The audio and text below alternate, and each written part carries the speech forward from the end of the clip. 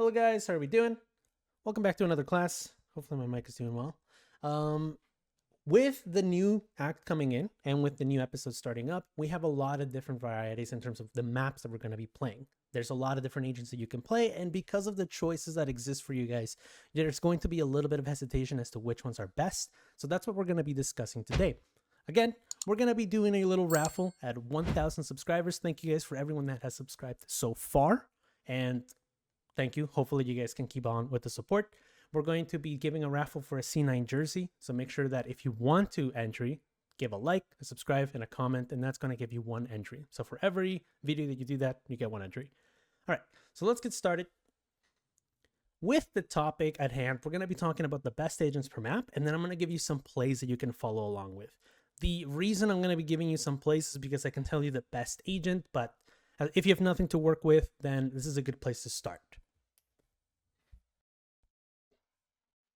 Let's start with Ascent. Sova. This is the best agent that you can try on Ascent. The first few things that you need to kind of pay attention to is how strong he is at giving information and cutting off any lurkers, because this is a really lurk-heavy map. Despite the fact that it's not that spacious, there's a lot of sightlines that you can be caught off guard simply because of how open mid is. Okay, when we're looking at how easily it is to also penetrate some of the walls on a map like Ascent, it makes something like Sova really practical because you can use Odin's, Ares's, or Guardians in order to be able to catch your opponent off guard. Here are some of the plays that you can kind of pay attention to. We can start looking into attack. There's a lot of variety in terms of what you can do for your team. You can enable entries by kind of breaking off these little entry positions. Maybe you can break some trips or some KJ utility. You can break some entry trips over here. Again, KJ utility, and same thing over here by switch. You have a really easy dart that's straight ahead just by doing this little opening, giving you full control of back sight. Last but not least, make sure that you're always using your drone before an entry. If you die without using your drone, you're wasting a lot of potential. Same thing over on B. Sorry, from B to A, we're going to be doing the exact same thing. Make sure you're paying attention to these common spots. These are really useful to kind of getting rid of a lot of utility. And you can use any of these two darts, either one on this side to kind of deal with anyone here into the backside area, or one in the back here to kind of scan anyone that might be playing on site on heaven. Okay, again, use your drone. Last but not least, one of the things that makes him really strong is his post plant. Now, I gave an example over here on A. If you have your ultimate, make sure that you're combining it with other pieces of utility. If you're someone that doesn't know lineups, I encourage you to kind of look them up. They're really easy to learn for Sova. Make sure that you kind of like look around the internet for the ones that are easiest for you, but there's pretty easy ones that you can kind of pick off. And last but not least, of course, his ult is a really good tool.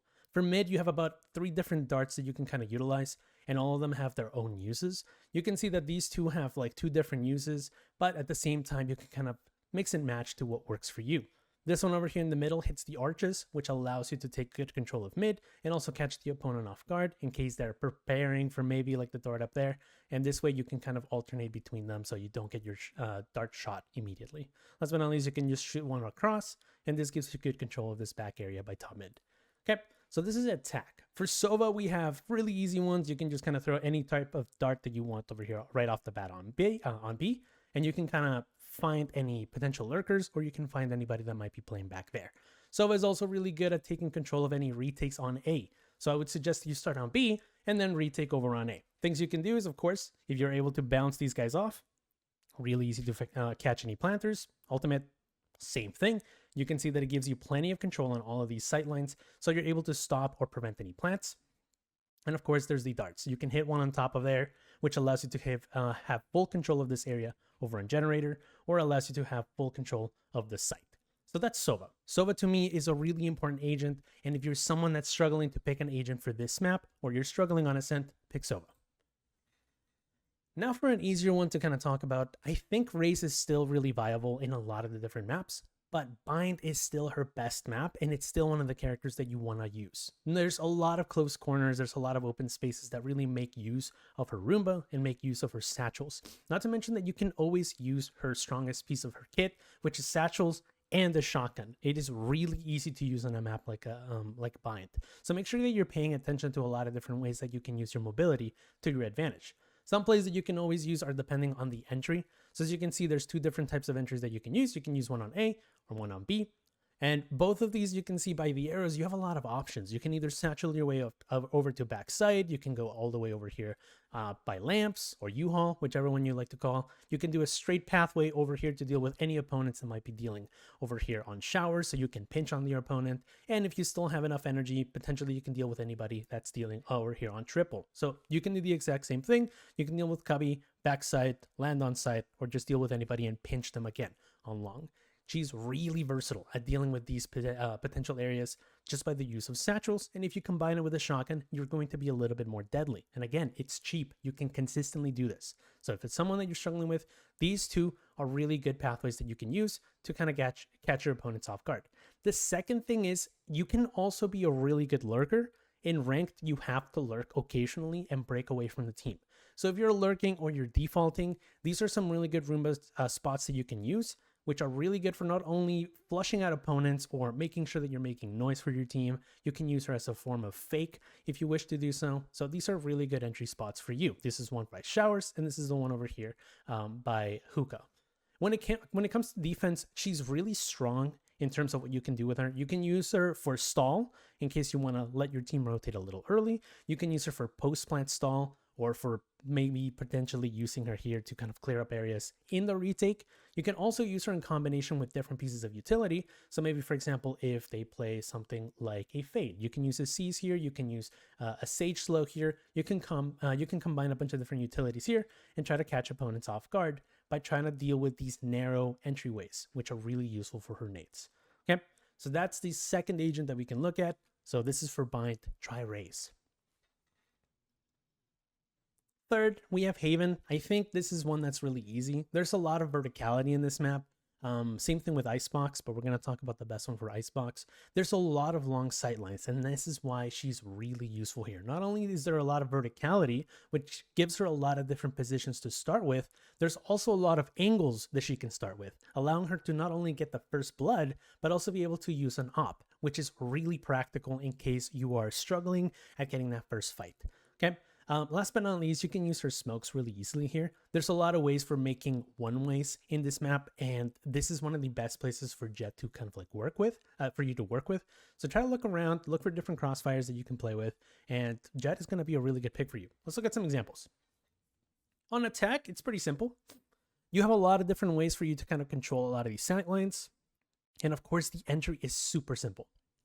Considering that it's a one-way move, it's really easy to get control of any of the sites just by simply dashing across. Make sure that you put a smoke right before, right? You can do it in any of these sites. Really simple, really easy. But again, we talked about that updraft. You can use it for this post plant. You can get control of these higher sight lines and get control of an earlier fight. You can also use her mobility to kind of get into a position a lot earlier. You can use her mobility to kind of get into an area like garage a little bit faster than other people. You can use her mobility to potentially cut over on B if you want to take mid really quickly. Her mobility makes her a really special player in terms of how you can use her on Haven. Not to mention that you have something that other players don't, and that's the smoke for crosses, which is really good for fakes and really good for getting the team kind of a little bit of a question mark here. They don't know if you crossed. They might have to invest a player into swinging over here. You can use her really well in this position. When it comes to defense, we already talked about it. Make sure you're using your high ground. There's another high ground spot right here that you can use to catch opponents off guard. And make sure that you're always trying to get a different fight each individual round. If you're not moving around, you're doing something wrong.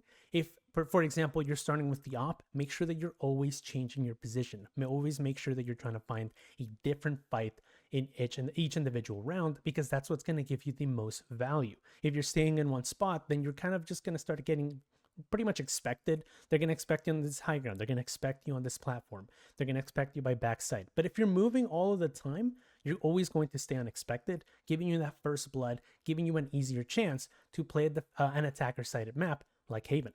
When we're looking at the ways that she can kind of get flanks, it's really easy to get flanks on a map like Haven. And you're going to notice that her pathing is also really easy to kind of get a hang of, just simply because you can just hang on to the corners here. And if you feel like you're going to be in trouble or your team doesn't catch any information on the other sides of the map, you can just pop your dash and use your smoke to get away. Because again, you can use these one ways that you can just make by kind of smoking a little bit higher on any of the entrance chokes, and they can't really swing you.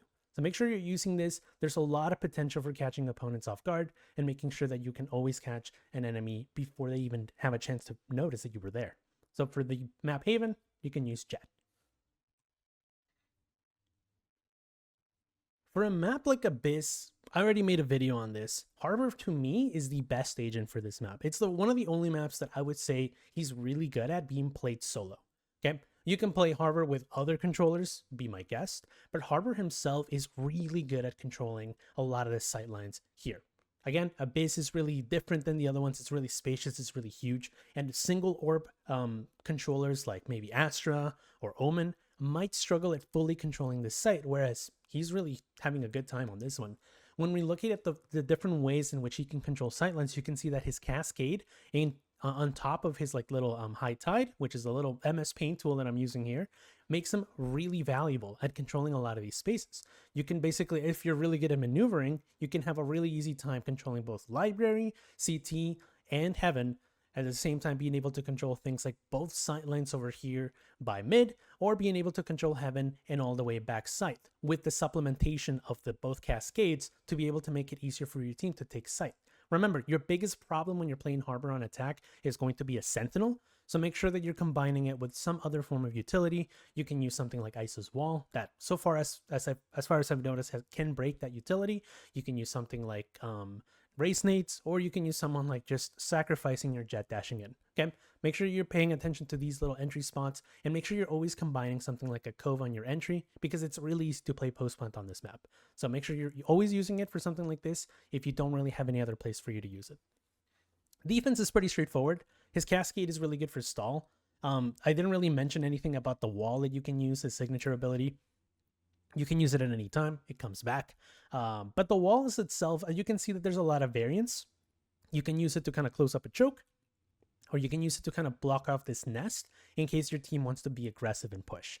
You can use it for pushing up over here on this lane and leaving this entire lane fully under your control in case someone wants to make a little bit of a kill box over here by the little bridge before you reach vent.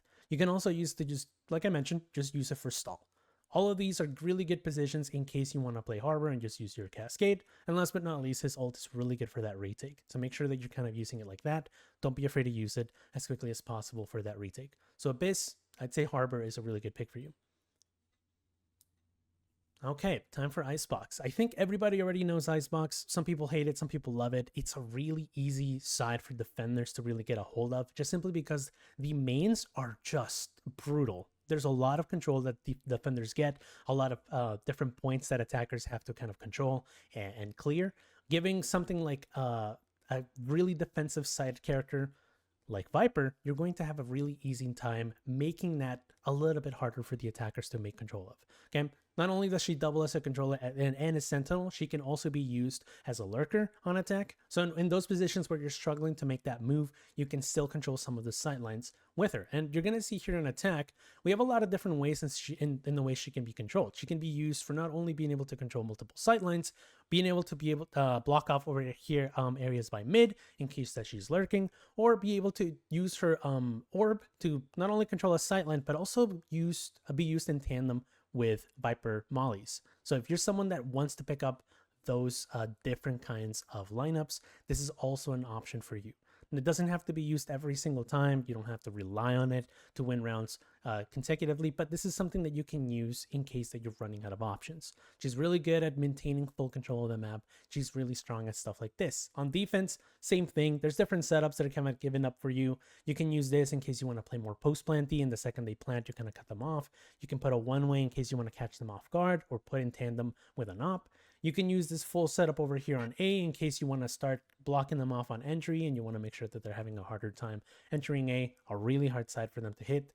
Or last but not least, you can use this map, which is really strong in terms of how you use her ult. So make sure you just kind of jump on top of 410 and kind of play around it. It's a really easy map to kind of get a hold of and really get used to when it comes to Viper. So if you're struggling with this map, I suggest you pick Viper. Really easy. Just kind of match these little walls over here, and you're gonna have an easier time taking control of this map.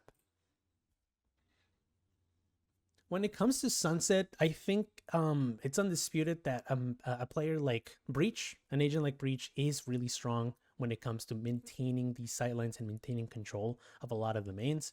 When we look at the way that this character is played, you're going to notice that he has a lot of control and a lot of options. The main thing you're going to notice on attack is that he's got a lot of options in terms of how he can control mid with this control over here by market, or he can have a lot of control by using his aftershock or his drill in order to deal with these little one and dones, these little cubbies, these little corners that are really hard for your duelist to clear. You can also use your ultimate. As you can see, this is one of the only ultimates that, not only ultimates, this is one of the only times that you're going to have really good value at clearing the entire site with this ult. So make sure you're paying attention to the way that you're kind of always taking control of those orbs, especially on attack, as you get them really easily here, and making sure that you're always farming them when you get the chance. Okay, that's how you should be using him on attack. On defense, it's a different story. You can use him mostly for that retake. He's really good at disturbing a lot of the main entrances, but when it comes to where he really shines, is just mainly taking control of that site back. So make sure that you're keeping his utility for that retake. He has a lot of control in these different areas, so make sure that you're paying attention to how you're controlling that utility. But make sure that you're using your flashes as well, because they are really strong at keeping control of these lanes when you're being pressured. Last but not least, let's talk about Lotus. Gecko is one of the strongest characters in this current patch. He's perhaps the best agent that you should pick. And that makes him even stronger on a map that he's really good at. Usually you would pick something like Sky, but since Sky is no longer as good, the use of his flash is what makes him really viable. And when it comes to a map like this, where it's already a 3-side map, the use of his flash is really useful at getting information, making sure that you're always catching the lurks off guard, making sure that you're always paying attention to where opponents are.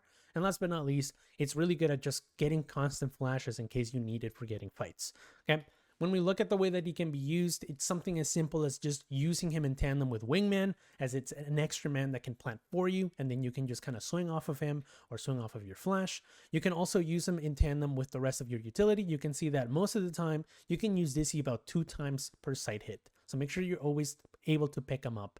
And you're able to pick up Dizzy whenever you're trying to get this fight done. Last but not least, you can use them again in tandem with these ults. They're really useful at getting a lot of site control and a lot of different spaces that the opponent might be. But of course, that's really easy to do when you can get easy control of these orbs, again, because of Dizzy. This is what makes them really strong in a map like this. Not to mention that the chokes are really hard to get a hold of, but when you're using something like a Wingman to get control of that plant or get control of that site, it becomes a lot easier for your entire team to follow up because they have that extra man planting for them. There's a lot of pressure there. Last but not least, on defense, there's not a lot that you can do at the beginning. Once it comes down to the full retake, that's where you really shine. So don't worry too much about what you can do in that meantime. Things you can do, of course, are just to kind of keep control of your flash.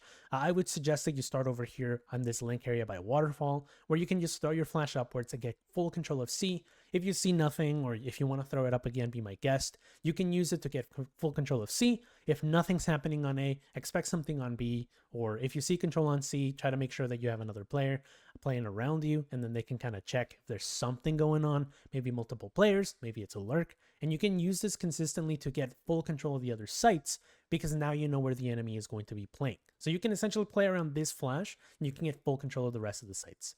Okay. If you get a chance to use your ultimate, it's really easy to get control of it on C. On A, it's a little bit harder. You can still use it to get control on these main lanes, but I think C, it's a lot easier to get a hold of, considering that a lot of these areas are really closed up. They're really closed off for any opponents to really run away from. So you're always going to get some value with your Thrash here.